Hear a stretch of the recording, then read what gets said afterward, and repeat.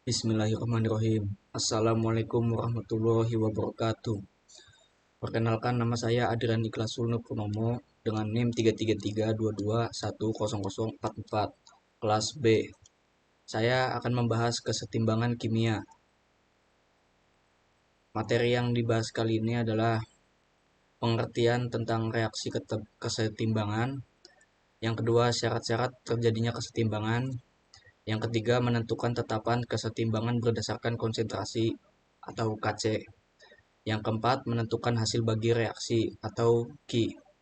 Yang kelima, hubungan KC dan Ki. Kesetimbangan kimia adalah suatu keadaan di mana kecepatan reaksi pembentukan produk sama dengan kecepatan reaksi pembentukan reaktan. Apa itu produk dan reaktan? Jika diibaratkan, reaktan itu A dan B. Lalu produk itu adalah hasil campuran dari A dan B.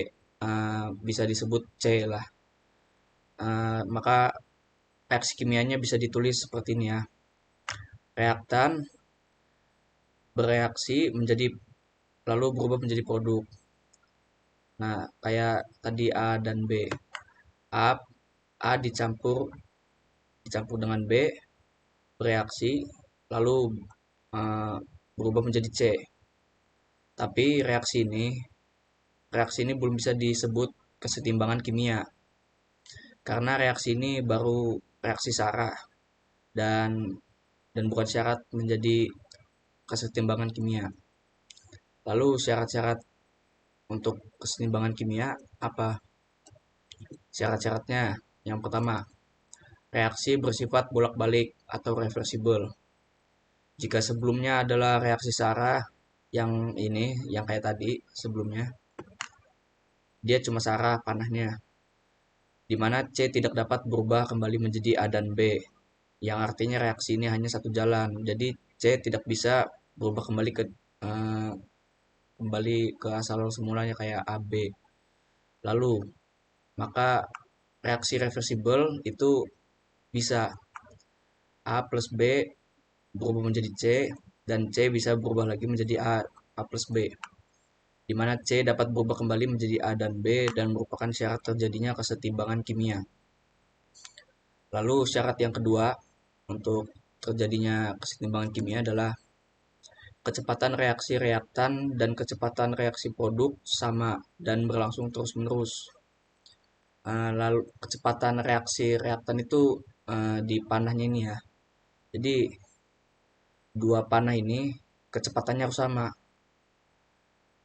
Ini kecepatan untuk membentuk produk dan ini kecepatan untuk membentuk reaktan.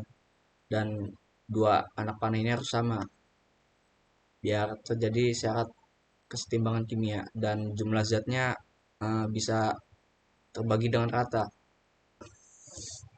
Lalu syarat yang ketiga, kesetimbangan kimia hanya dapat terjadi ketika dalam keadaan tertutup. Jika dalam keadaan tertutup, maka efek dari hasil reaksi tersebut seperti menguap, tidak akan keluar dan volume dari zat-zat tersebut tetap sama. Jika dilihat secara makroskopis atau mata telanjang tidak terjadi perubahan pada suatu reaksi. Namun jika secara mikroskopis tidak bisa dilihat mata secara langsung, mungkin ada perubahan partikel yang tidak dapat dilihat. Lalu materi yang kedua tentang tetapan kesetimbangan konsentrasi atau KC. Berdasarkan konsentrasi, tetapan kesetimbangan dinyatakan dalam bentuk KC. Ini. Dan tetapan tersebut hanya berlaku untuk zat dengan fase gas dan fase larutan atau aqueous, aki. Fase-fase gas, fase-fase larutan ini termasuk fase.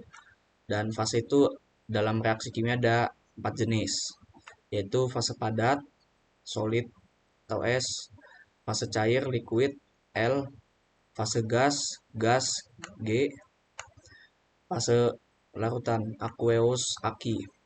Jadi cuma fase gas sama fase larutan doang yang apa buat bisa menetapkan kesetimbangan konsentrasi. Lalu di kesetimbangan konsentrasi ini juga ada jenis reaksinya. Jenis reaksinya ada dua, yaitu kesetimbangan homogen dan kesetimbangan heterogen. Yang kedua, kesetimbangan homogen.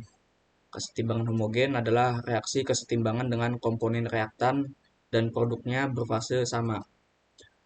Jadi, kalau homogen tuh fasenya harus sama ya. Kayak misalnya gas, gas, gas, gas.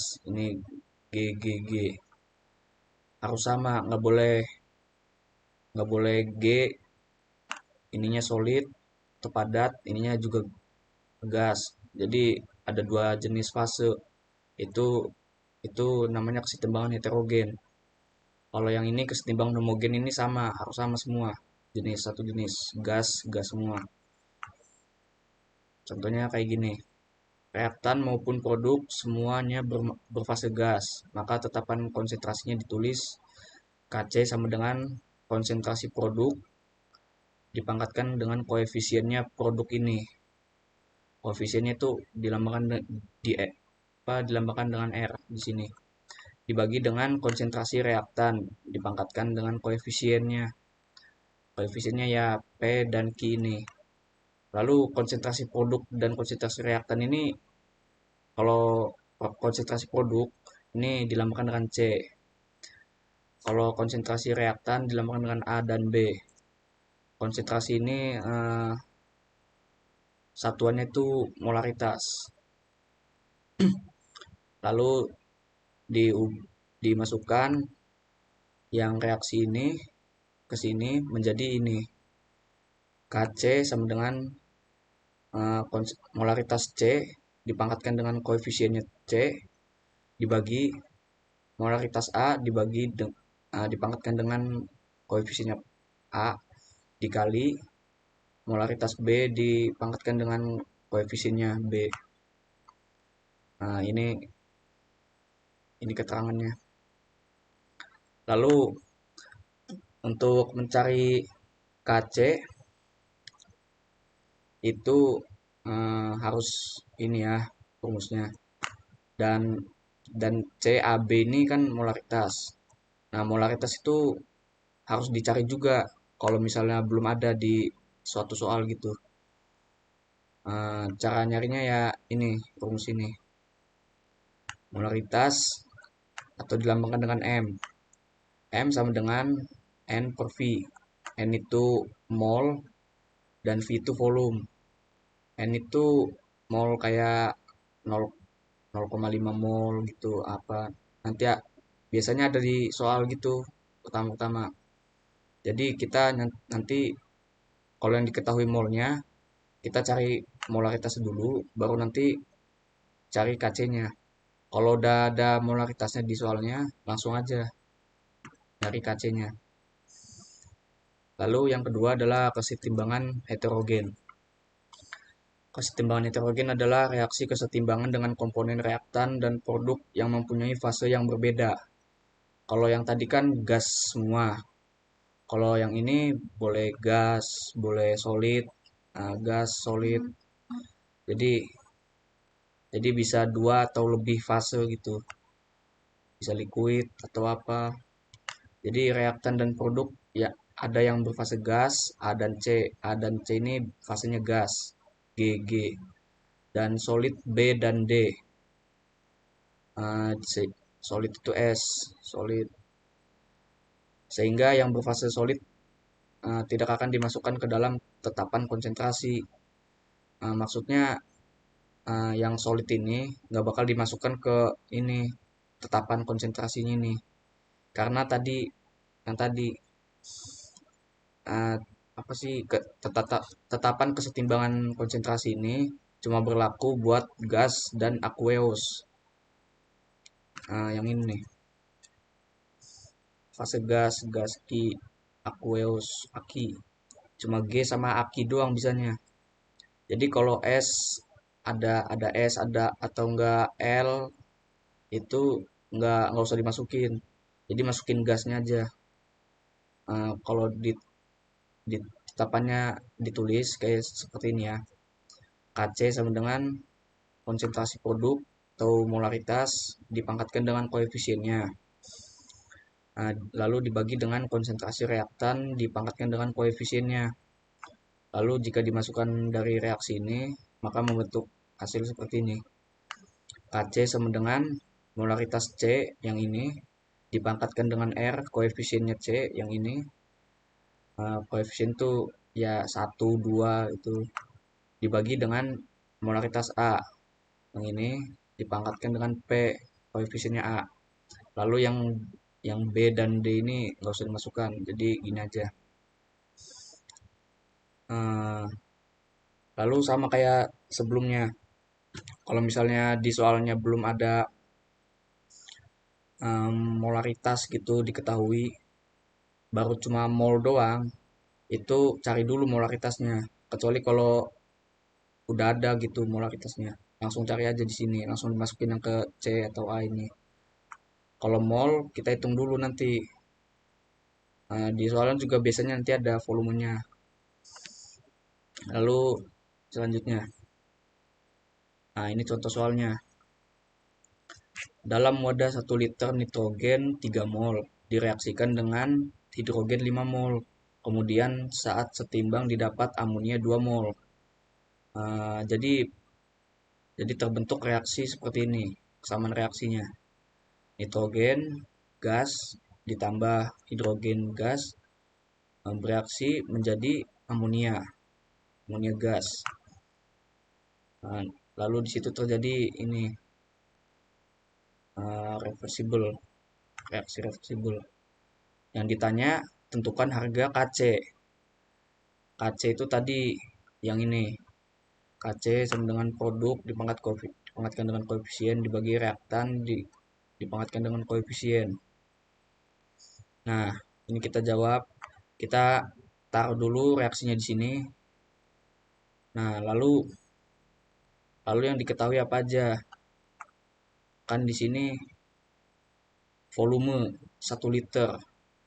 Jadi volume taruh sini ya, 1. Nitrogen 3 mol. Ini baru reaksi zat sebelum reaksi lah, atau mula-mula. Jadi nanti ini dimasukkan ke M. M itu mula-mula. Nitrogen 3 mol. Nah, 3 mol ini dimasukkan ke sini. Nah, di bawahnya nitrogen ini 3 mol. Lalu dengan hidrogen 5 mol. Nanti dimasukkan ke sini juga di bawahnya hidrogen. Lalu amonia 2 mol. Tapi saat kondisi setimbang. Setimbang itu yang di sini S. Setimbang. Jadi dimasukkannya ke sini. Nah, itu kalau dia awal-awalnya belum ada karena memang belum terbentuk. Terbentuknya pas lagi bereaksi lah. Lagi ada fase reaksi yang ini nih, kondisi reaksi. Lalu kita hitung. Jadi ini kan 2 mol. Ini kan strip karena belum terbentuk. Ini kan jadi 0 lah. Jadi 0 dikurang 2. Ya dapatnya 2 mol. Karena nggak ada yang dikurang.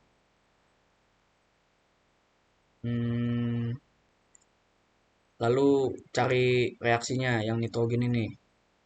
Yang nitrogen ini ngitungnya koefisiennya nitrogen ini dibagi dengan koefisiennya ini produk dikali dengan molnya ini, mol sesudah setimbang ini.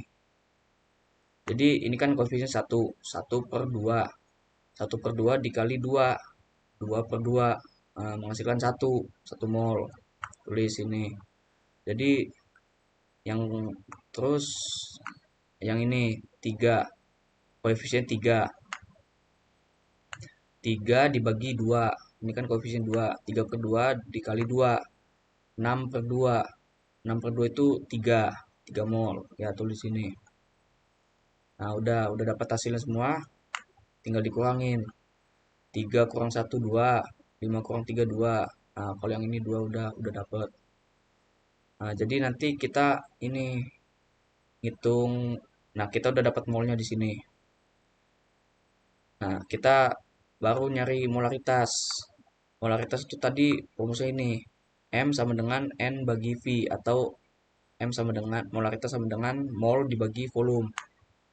Tadi molnya yang nitrogen ini udah dapat kan satu. Jadi masukin sini satu. Bukan bukan satu, dua, 2 mol. Yang ini maaf, sorry. 2 mol dibagi satu, satu liter volumenya. Volumenya itu satuannya liter. 2 bagi 1, 2. Jadi molaritas nitrogen itu 2. Lalu molaritas yang hidrogen.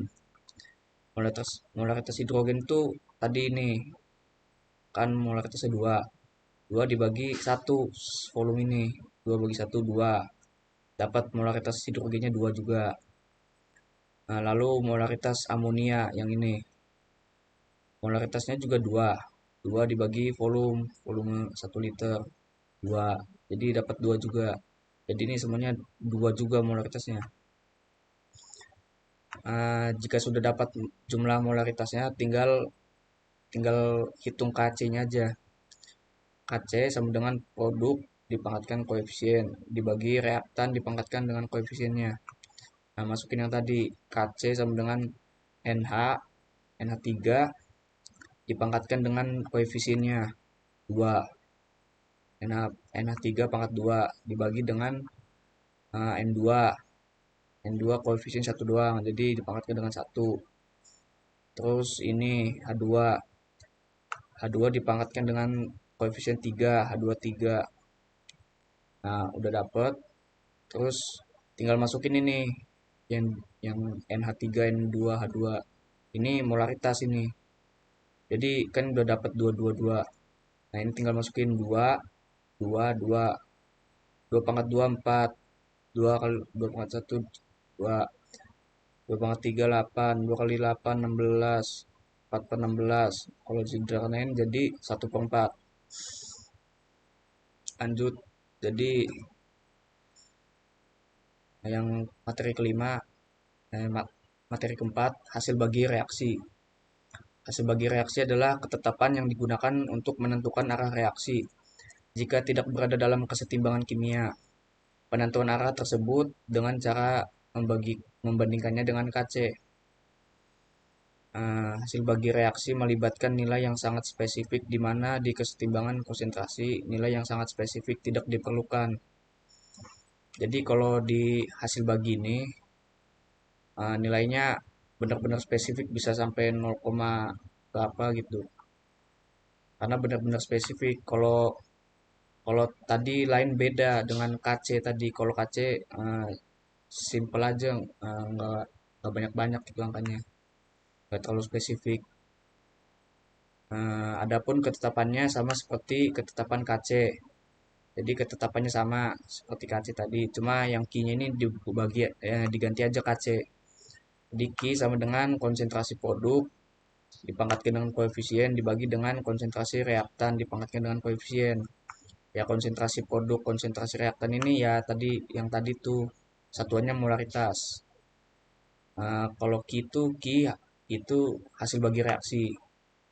Nah, kalau koefisien itu yang tadi koefisien angka depannya itu. Lalu contoh soalnya, uh, gas hidrogen dan sodium bereaksi bersama membentuk gas hidrogen iodida. Persamaan untuk reaksi ini adalah, jadi kita udah ngetahui nih reaksinya. H2 plus I2 bereaksi dengan hidrogen iodida, gas. Uh, Diketahui molaritas H2-nya 0,81 m. Yang molaritas I-nya 0,44 m. Dan yang molaritas hidrogen iodidanya 0,58 m.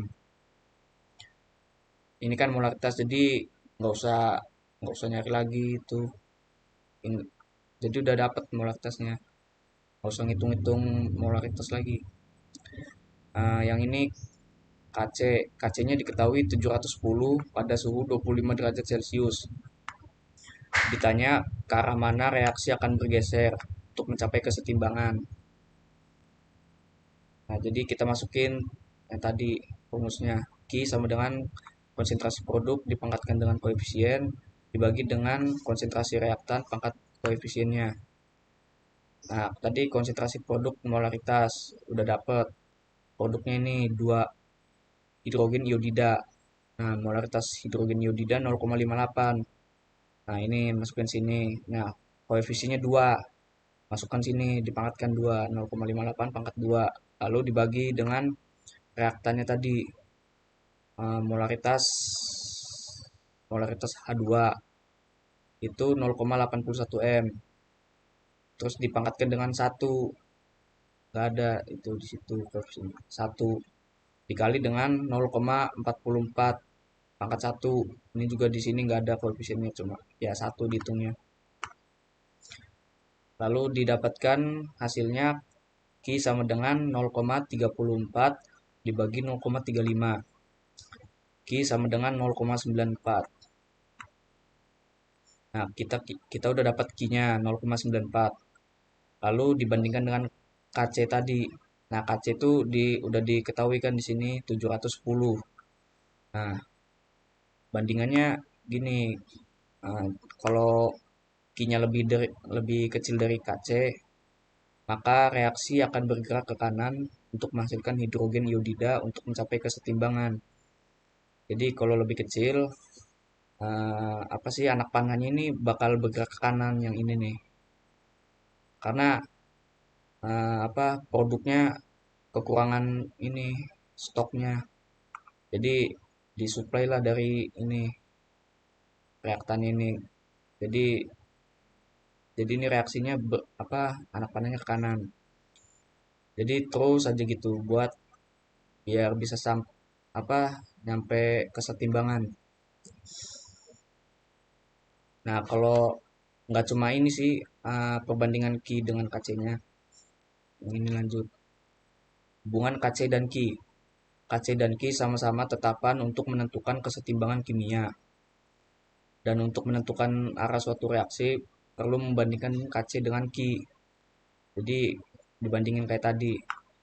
Kalau yang pertama nih, Q kurang dari KC. Artinya suatu reaksi kelebihan reaktan dan kekurangan produk. Nah, kayak yang tadi.